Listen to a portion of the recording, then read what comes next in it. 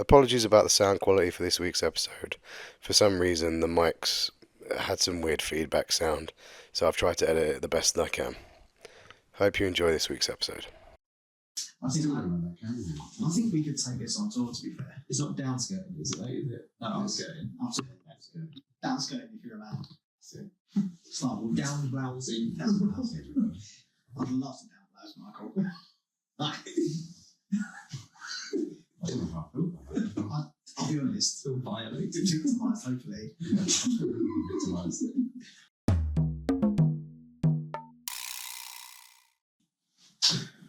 Welcome back.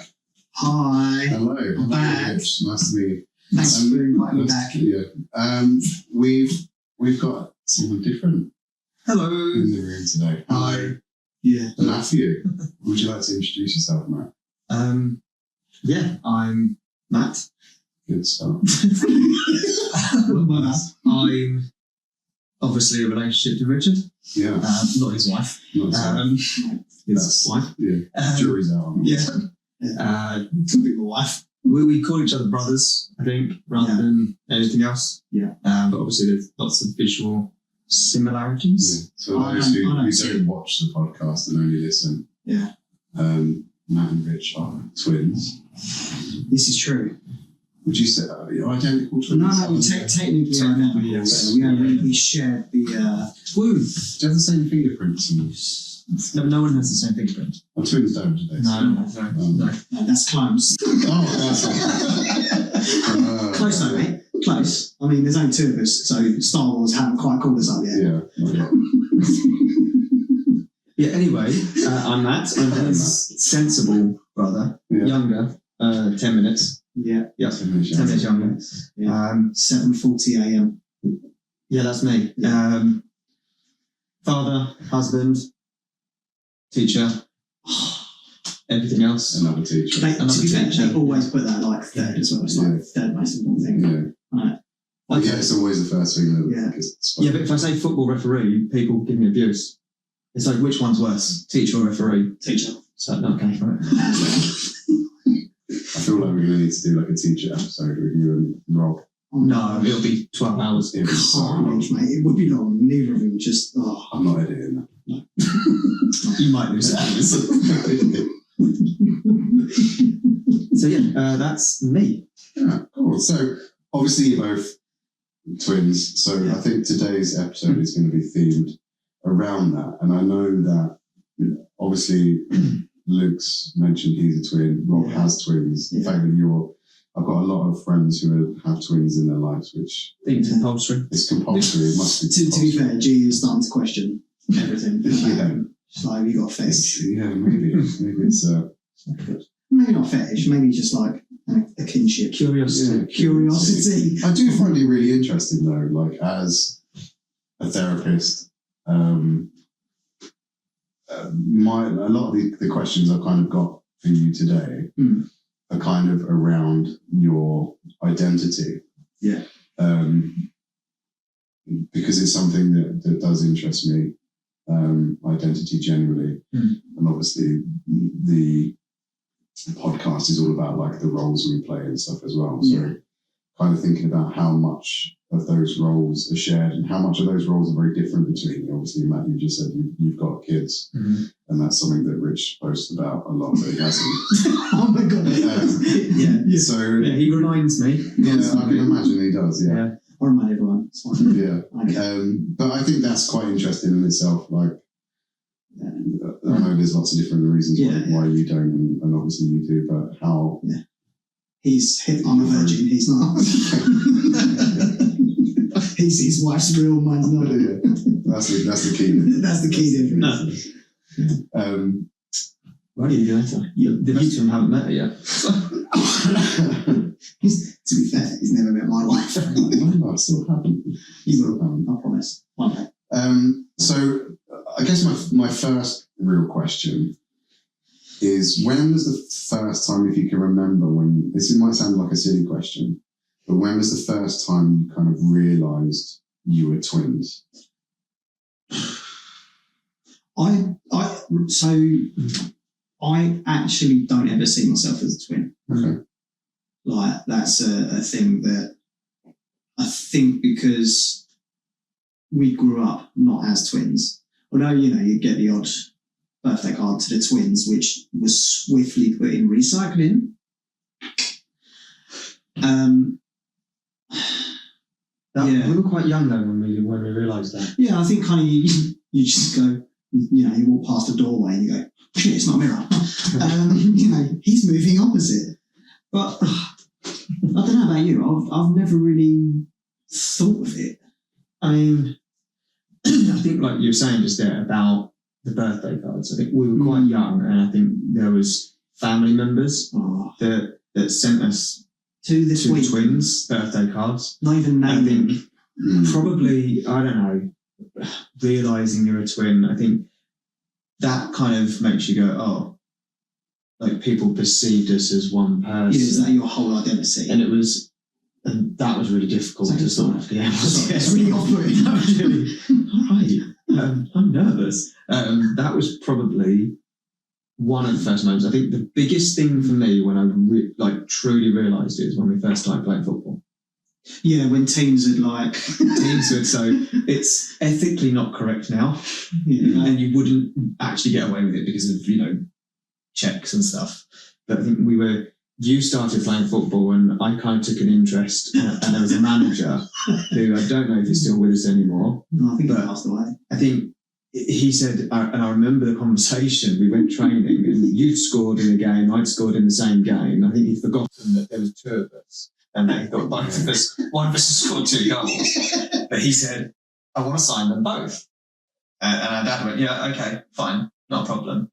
As one player. And I think we were 6. It was under 8. So 7. Yeah. It would have been under 9s because I started first. Yeah, and then 7 or 8. 8 because Dad started the team. Yeah. So that was the key part for me when I realised,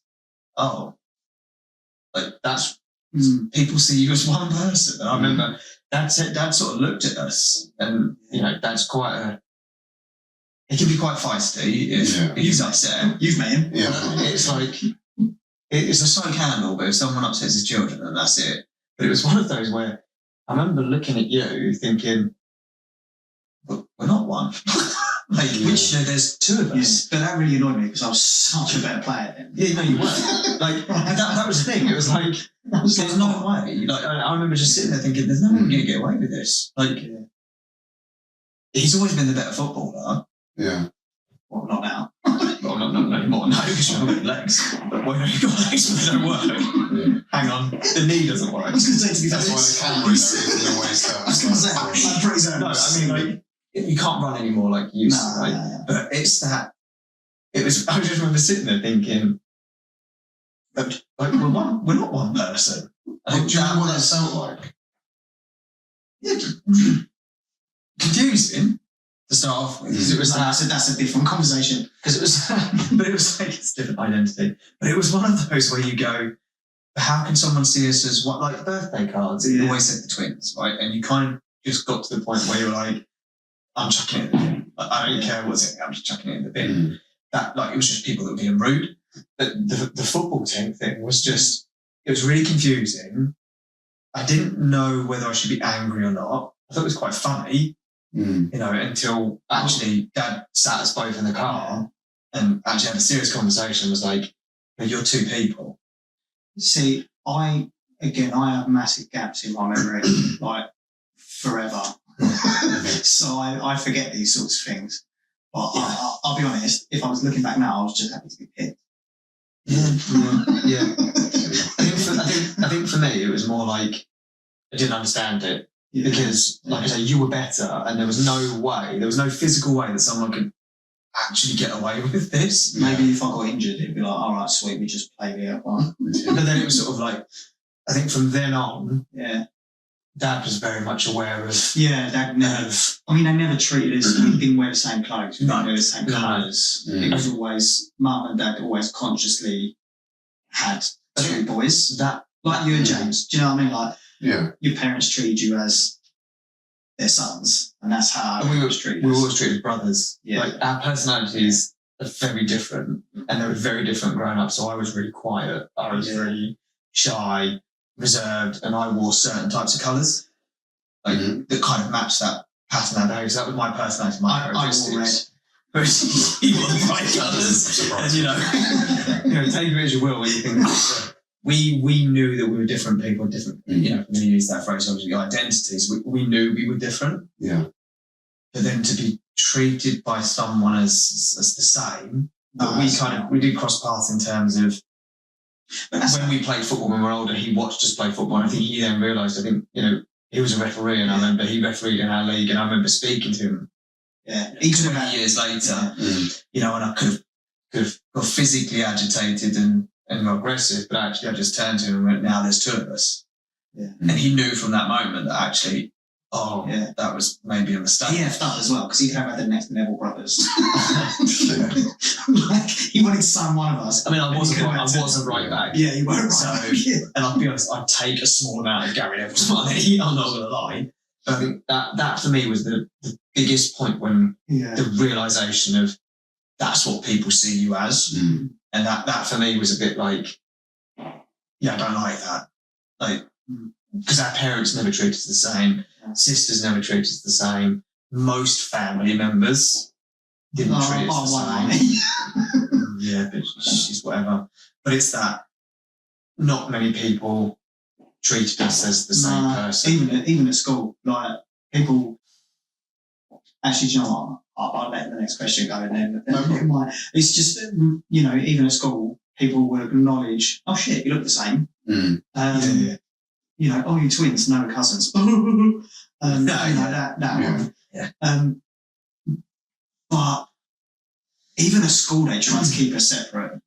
So and they asked us. You were like, it was quite nice. They asked us what we wanted. The way our school was, like you had two halves of the year, so one band and a separate band, and you were in the set, like we were in opposite bands, weren't we? Yeah. Like, I think it was X and Y. So they asked us, and again, we knew the head teacher, so that helped. That helped. But no, it was quite nice because you had a whole set of friends, and then I had a whole set of friends. I had the nerves. Yeah, basically. Chess cup. That's bad, isn't it? I really like chess, though. I can't really do it. You've crap at football, that's what I want to say.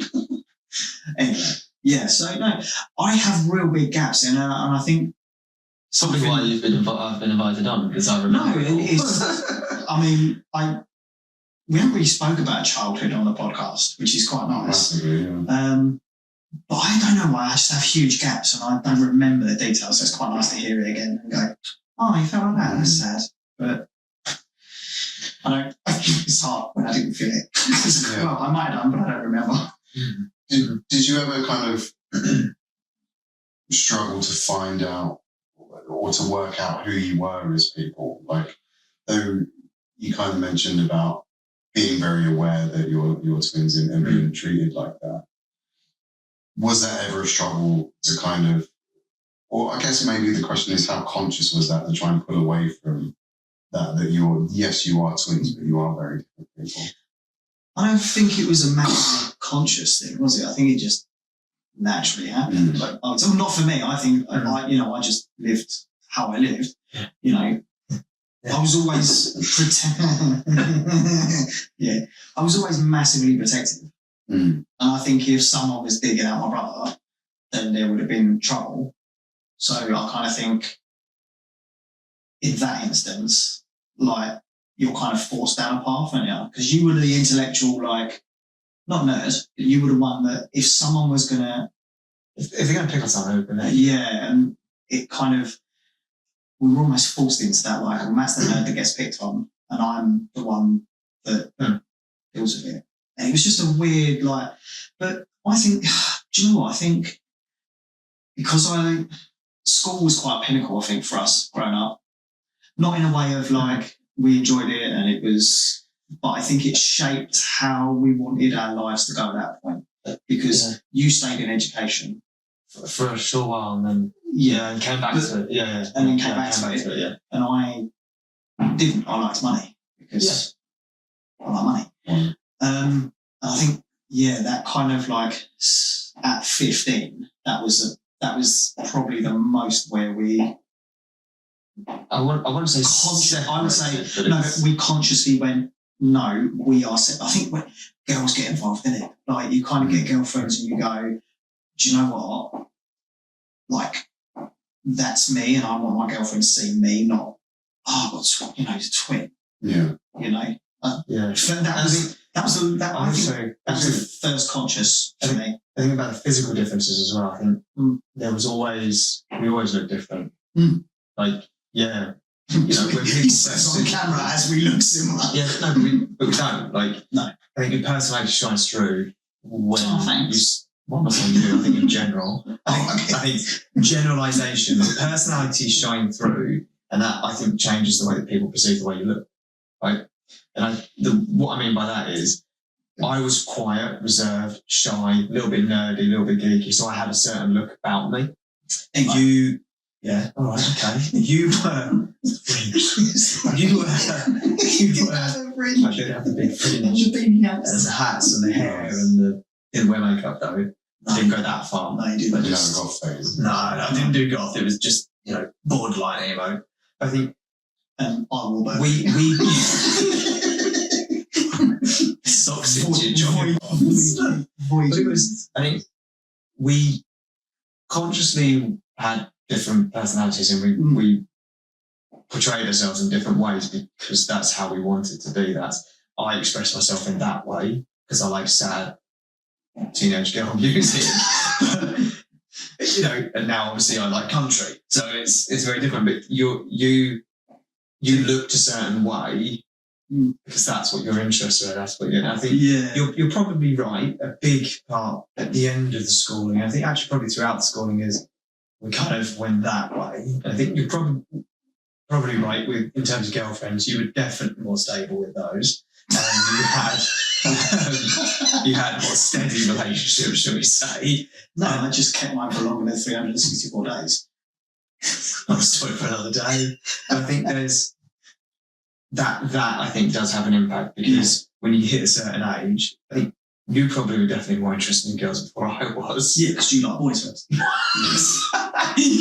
Not that there's anything wrong with that, but I didn't. No, but it's more a case of, I think it was just more that kind of piqued your interest, whereas I kind of wasn't that interested. Like girls from really young. But I think personalities, like I said, I think we'll come back to it, but actually a lot of it was conscious decisions from us to put ourselves across in a certain way. And I don't think that was necessarily because, shit, we look the same. And that's what, cool. Shit, we look the same because we're twins. I think it was just more like, I'm me, he's him. I think people made more of a deal out of it. There were certain teachers, not everyone, certain teachers that would go, and I'm very conscious of it now, being a teacher. Did I say that? Being a teacher, I'm very conscious of the idea that if I've got a sibling or twins or, very aware that I don't treat them exactly the same. Yeah.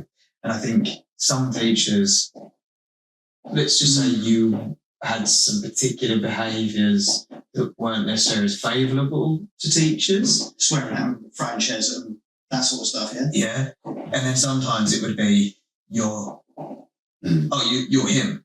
Like, no, he says with his two straps on his back and his glasses. I'm like, no, that's not me. No, you're him.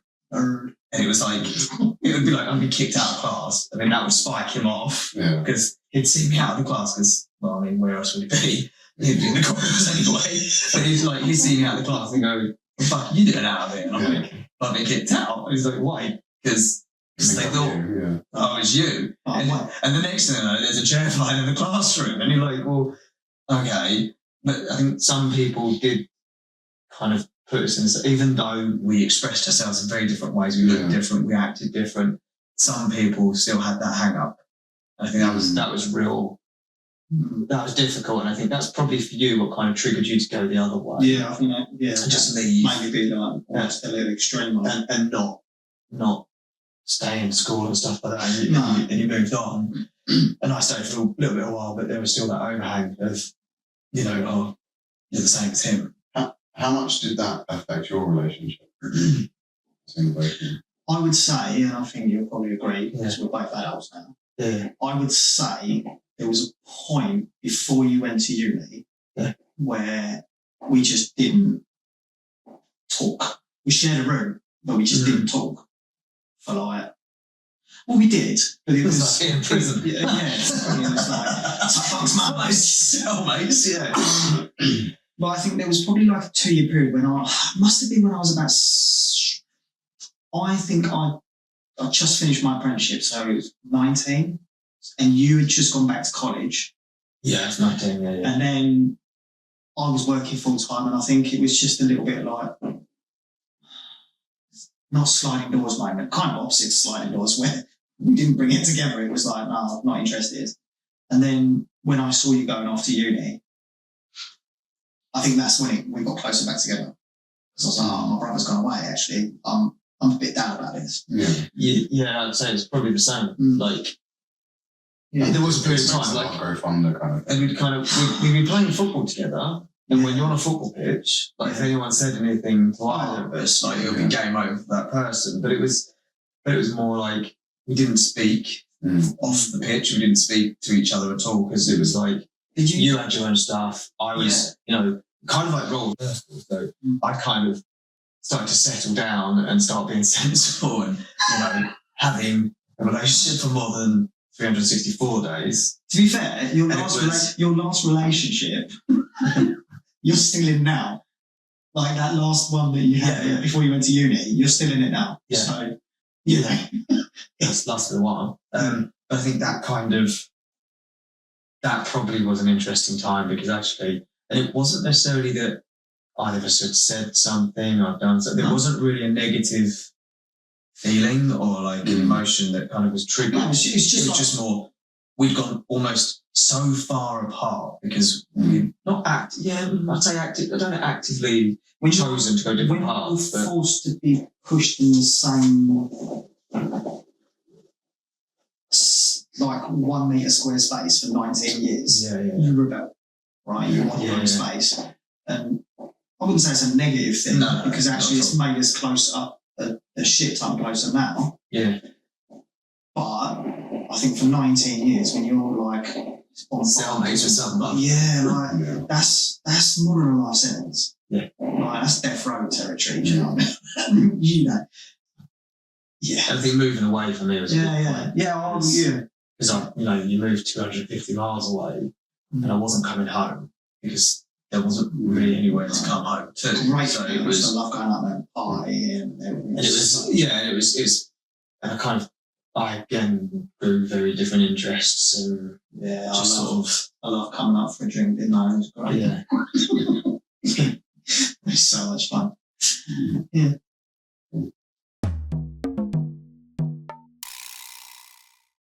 I mean, you kind of alluded to a little bit anyway. Like, I was interested in how like friendships work, but you kind of already said that your friendships seem to be quite separate anyway. Yeah, there's overlapping because obviously you're going to have that. I mean, I don't know about you because I know your friends now. Yeah. I don't think there's anyone from our past that is still in both of our lives. No. At all. No, not in terms of friendships. Yeah, I don't think I've got a friend that's older than like 10 years. Not a 10-year-old. Yeah. But just to clarify. I don't think we ever really had friends that were the same at primary school, secondary school. Like you said, we didn't hang around in the same circles because you were the rough, tough one, right? That's how it was, and your mates were, some might say, undesirables and interesting guys. And they were nice to me. They were brilliant. All your mates were spot on. They looked after me. They looked out for me. So it was never an issue. But we never hung in the same circles. No. I mean, it's only, I think, as we got older, where we kind of developed similar interests or similar hobbies, where it's actually really, you've kind of built the friendships. And I've kind of snuck in a proverbial back door. But snuck in the back door and go, hello, and kind of circled into those kind of friendships. Because I think, I struggle. Yeah, you do now. With it. Never used to. No, I'm pretty good at it, but like as I've got older, I've kind of developed kind of a bit of quirks into not being able to have the those. spectrum, yeah. One of us has to be. It's a 50% chance. And it was, I kind of find it easier if you have friendships and I kind of sneak through and have those. But I think, yeah, it's tricky because you're almost like, you have different circles, and when it does overlap, I don't think that's ever an issue. I think it's kind of been quite cool, quite good. Well, like, yeah, I mean, like obviously with present company and the other lads, it's kind of. Well, I think maybe I probably knew Luke before you. You probably knew Luke before and me. it's kind of strange one because it's almost that. Yeah, but then I don't have a life, so I literally can spend all my free time with. Actually, again, but again, I think Never brag, you ain't got responsibility. But I do think that's a massive factor. Yeah. So obviously, like listening to the pod and listening to some of the conversations that happen, obviously, you're in a very different boat, shall we say? Yeah. Where, again, when I started having the children, only two, haven't got that many. When I had the two girls, it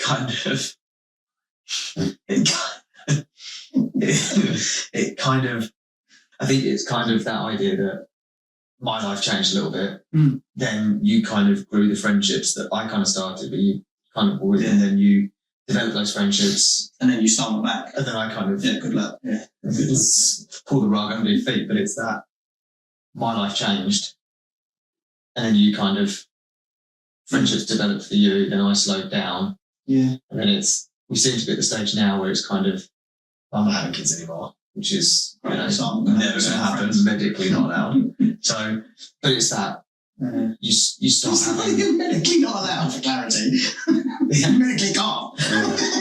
There's a big difference. Medically not allowed sounds so wrong. No, legally not allowed sounds wrong. Medically... Unable, not fit to.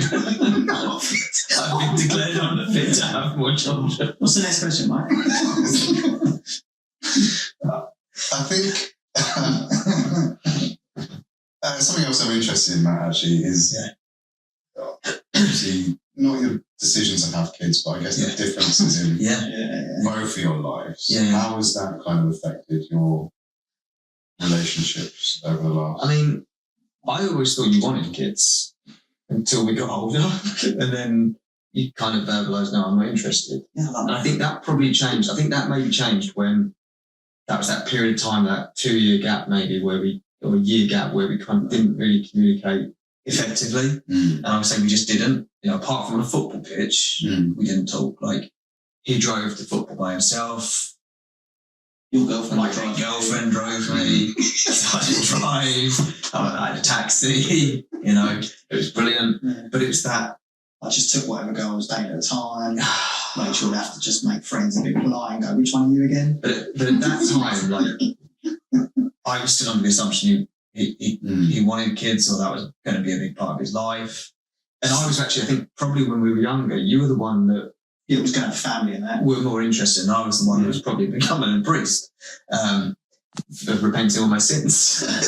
But it's the idea that I always thought growing up that you were the one that was going to have a family, you were the one that was going to grow up and do that, and then I was the one that wasn't. And then something happened along the way, which I don't think we've actually probably sat down and actually had a proper conversation about. You had kids and I didn't.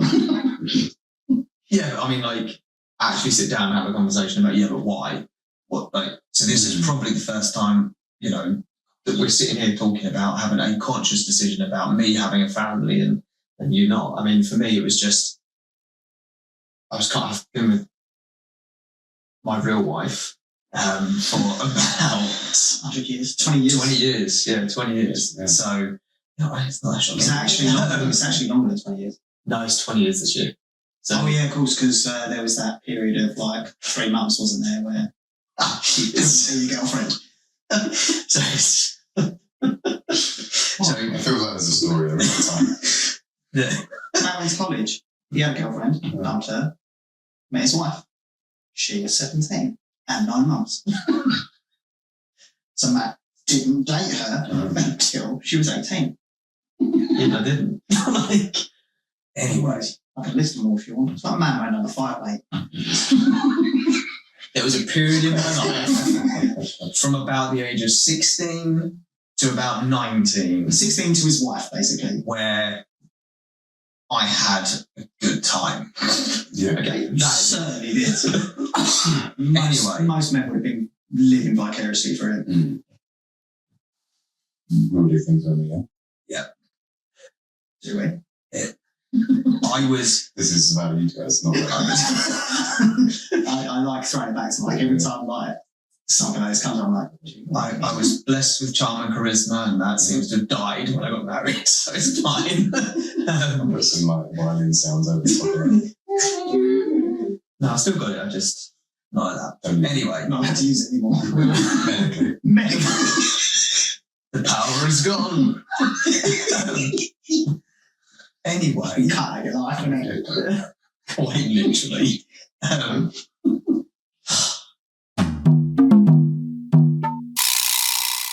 The question was like, obviously, the decisions about making, like having families, living life completely differently. So I'd kind of found, I'm not saying you haven't found this, I'd kind of found someone that I wanted to be settled with, and I wanted to, you know, have a family with.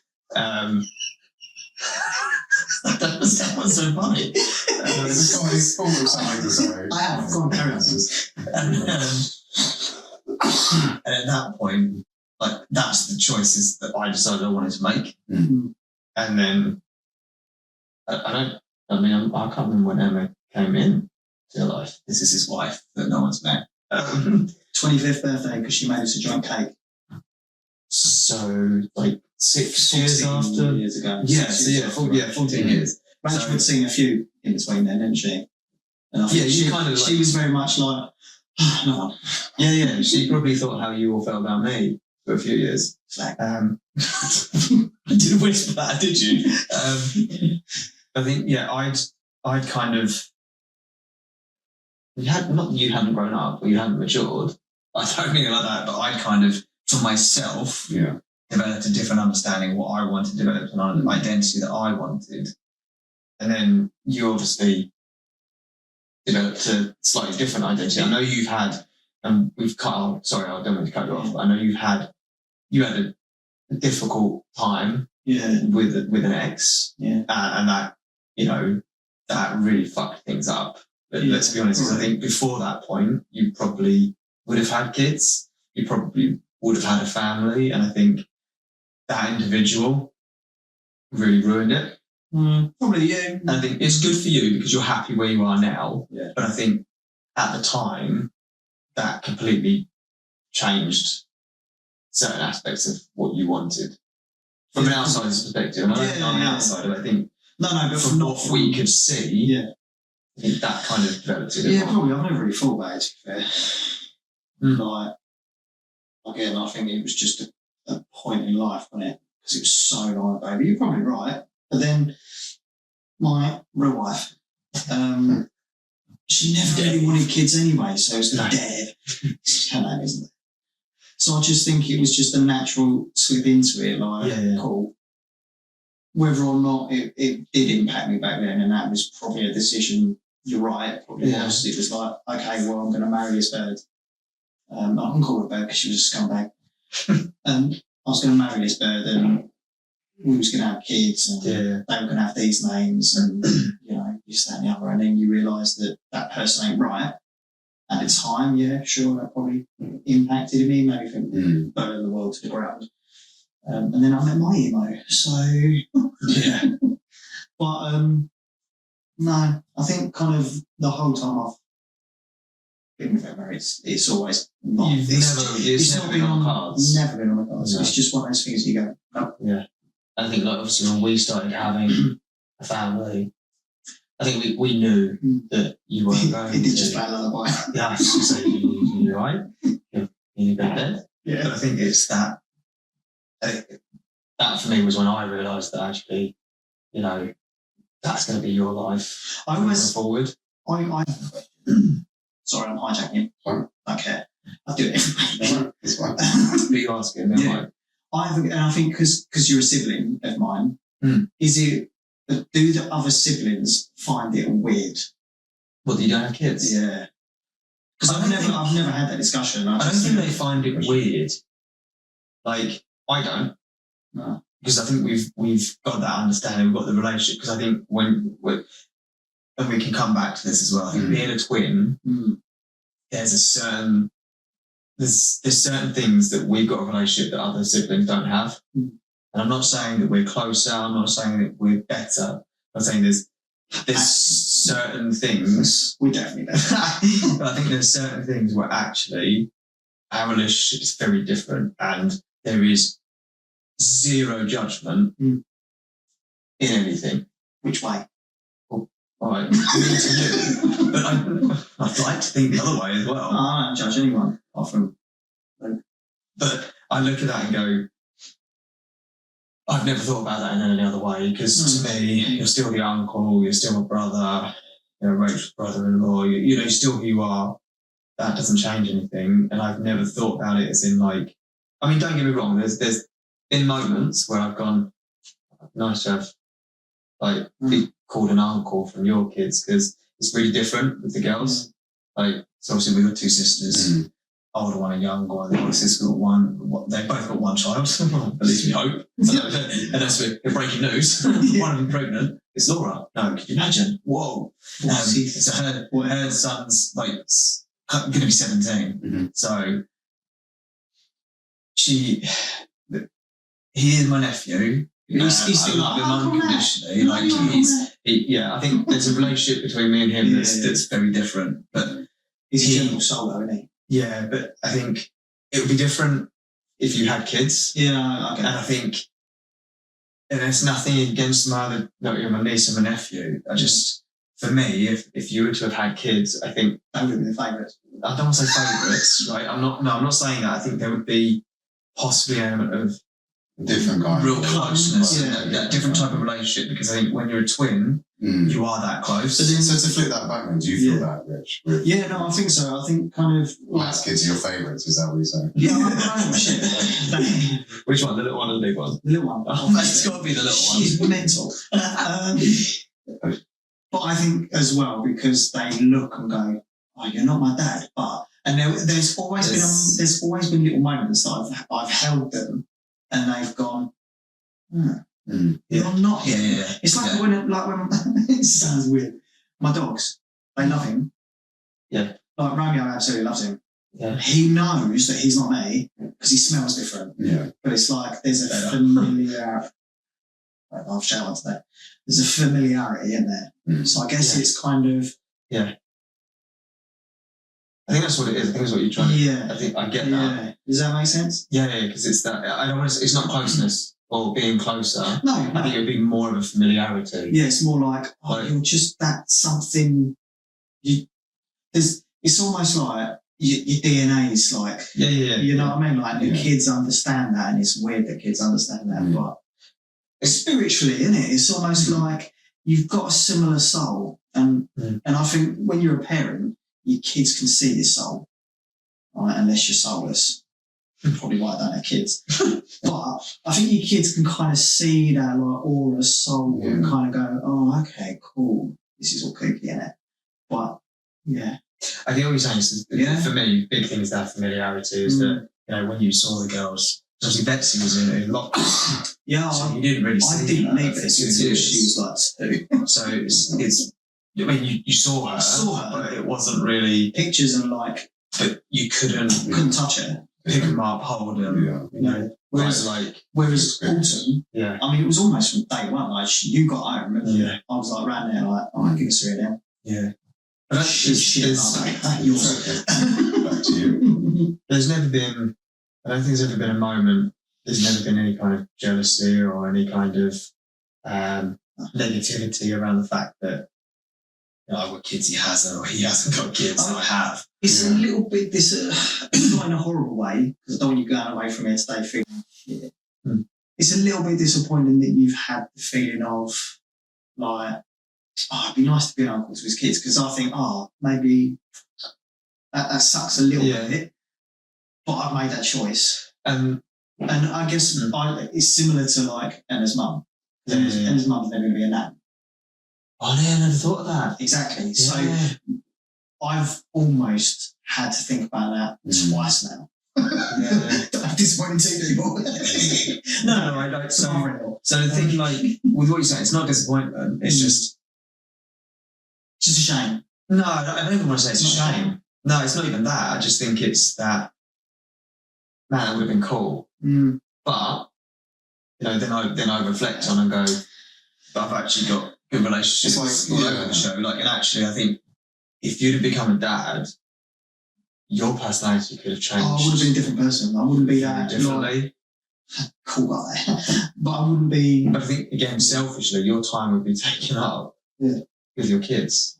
And I think sometimes you almost go, yeah, but like. That I'm very busy with everything, and you all know as well as dad. Like it's constant. Before we came on, you were like play dating. You're sort of going on and organising it, and your phone's blowing up not because you're going out, but the kids need it, right? Yeah. And it's that selfishly, I know that he's never going to let me down because he hasn't got the kids that are going to. I mean, kids get in the way. I mean, he hasn't got the kids. It's quite great. I'm probably a lot of people's first person in the middle of the night if something goes wrong. I can't just drop you. To be fair, you was mine the other week. When we could get back from London, I was like, I don't think Rich is going to be awake, but I'm going to message him anyway. But no, it's like I'm not disappointed. I'm not. I don't feel it's a shame. I don't feel anything. That it would have been cool. Yeah. But then. It probably would have been a negative in other ways because actually, we may not have spent as much time together, or we may not have grown the same interests or grown closer as we've got older, because actually our lives would have probably gone even more separate. And, of all the mates I've had, because, we're mature enough to go, yeah, we're brothers, but actually we're mates. Of all the mates we've had, you're the only one that stuck through when we started having kids. Yeah, imagine if we were conjoined. Because, mate, that's a different story, isn't it? That would, wow.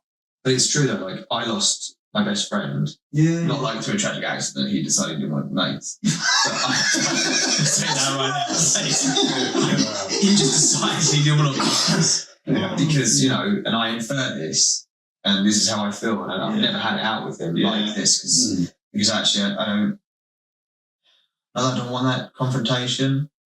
I don't want to hear it, because if that's the answer he's going to give me, I don't want to hear it. But it's that he basically dropped me the moment I had kids. Whereas he kind of like stepped in.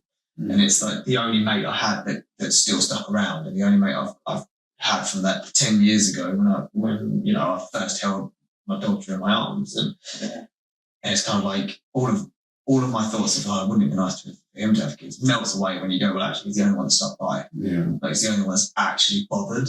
It's quite cool. Stay in touch. Like, I was literally in the top 10 people, of the first 10 people to hold a daughter. That's cool. Like, I don't need kids, because I've always got that. Yeah. And I had that with Jack. Yeah. I was like one of literally the first 5 Yeah, people. you were, yeah. I mean, not Leah, and Betsy certainly not, but... Well, no one was. No, exactly, yeah. Even you went out of back. I did deliver her. Yeah, so fun. Yeah. That's insane. Cool story, so mad. Yeah. Cool. I remember getting a phone call like, she's here. So did the ambulance service. So useless that they didn't turn up till afterwards. What? Just going on that quickly, right? Because we obviously talked about being dads and that. Yeah. What was that like? What, delivering a baby? Delivering a baby. And you can check out the rest of this story of how Matt delivered his baby on the next episode of Between the Rolls. Thanks for listening to Between the Rolls with me, Michael Blown. If you've got any thoughts, feedback or questions about today's episode, I'd love to hear from you. You can reach me by email at loquicounselling@outlook.com. That's LOQUI counselling@outlook.com, or through my website, www.loquicounselling.co.uk, or on social media at Loqui Counselling and Hypnotherapy. If you've enjoyed the conversation, please like, subscribe, and share it with someone who might relate. Take care of yourselves, and I'll see you next time on Between the Rolls.